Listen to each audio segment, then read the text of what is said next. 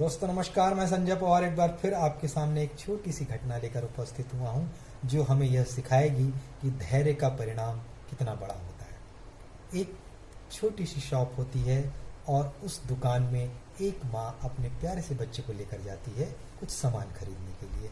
सामान लेने का दौर जब चलता रहता है तभी शॉपकीपर का ध्यान उस छोटे से बच्चे की ओर जाता है, जो अपलक उसकी दुकाने में रखे हुए बीकरों की ओर ध्यान से देखते रहता है, जिसमें कुछ टॉफियाँ और चॉकलेट रखी होती है। दुकानदार उस बच्चे की ओर देखकर मुस्कुराता है। बच्चा भी अचानक जब दुकानदार की ओर देखता है तो कुछ असहज महसूस करते हुए वह भी हल्के से मुस्कुरा देता है।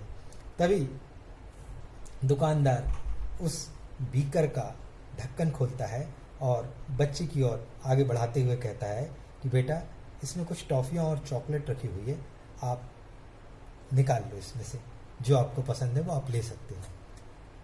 बालक दुकानदार की ओर देखता है और हल्के से मंद मंद मुस्कुराते हुए पीछे की ओर हट जाता है और ना की मुद्रा में सिर हिला देता है। दुकानदार थोड़ा सा सोचता है कि शायद इसकी माँ ने इसे यह सिखाया होगा या यह अभी चॉकलेट पसंद नहीं करता होगा। कुछ क्षण बीतते हैं, माताजी अपने में व्यस्त रहती हैं कुछ सामानों को लेते हुए। दुकानदार पुनः उस बच्चे को आग्रह करता है कि बेटा, आप इसमें से जो चॉकलेट और टॉफियाँ चाहते हो निकाल लो। परंतु इस बार फिर बालक जो है वही प्रक्रिया अपनाता है, मंद मंद मुस्कुराते हुए पीछे की ओर खिसकता है और ना की मुद्रा में सर को हिलाता है। अब दुकानदार को बेहद आश्चर्य होता है, किंतु वह देखता है कि माताजी वहाँ पर सामान लेने में व्यस्त है और बच्चा जो है उसकी बात, शायद टॉफियों की बात नहीं मान रहा है या नहीं लेना चाह रहा है। अचानक तीसरी बार पुनः दुकानदार जो है बच्चे को आग्रह करता है कि बेटा, आपकी माताजी सामान ले रही है और आप चाहे तो इसमें से टॉफियाँ और चॉकलेट ले सकते हैं। और इस बार जो है माँ का ध्यान भी अपने बच्चे की ओर जाता है और जब उन्होंने देखता है कि दुकानदार बड़े प्रेम से उसको आग्रह कर रहा है तो वो अपने बेटे को कहती है, बेटा, अंकल कह रहे हैं तो ले लो, उसमें से निकाल लो जो टॉफियाँ चॉकलेट आपको पसंद है।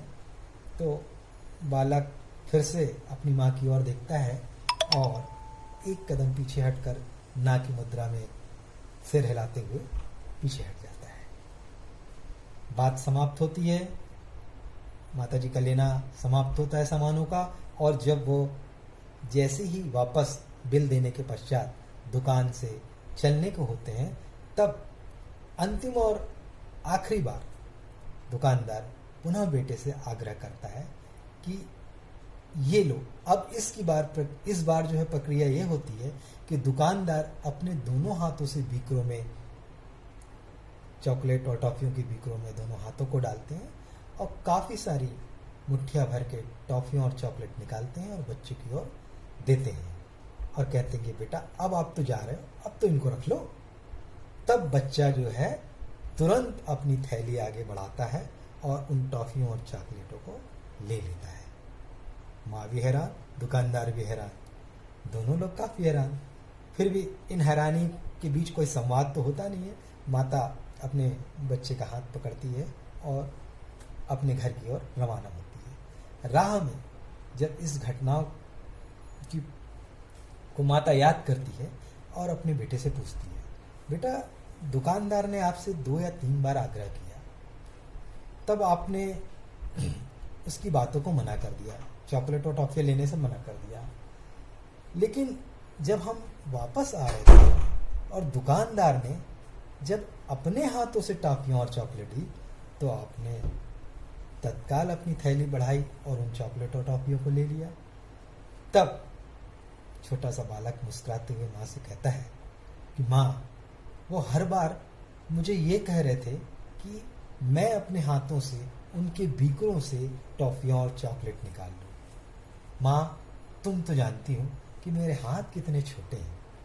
अगर मैं अपने हाथों से उन बीकरों में हाथ डालता तो काफ़ी कम टॉफियाँ और चॉकलेट मेरे हाथों में आती, और मैं इस बात का धैर्य रखा हुआ था कि किसी न किसी पल ये अपने हाथों से मुझे टॉफियाँ और चॉकलेट देंगे, तब मैं उसे ग्रहण कर लूँगा।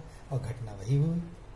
काफ़ी क्षणों पश्चात उन्होंने वही किया जिसका मुझे अंदेशा था। माँ बच्ची की बात को बेहद ध्यान से सुनती है और मन ही मन मुस्कुरा उठती है। तो देखा दोस्तों, बस यही स्थिति आज हमारी भी है।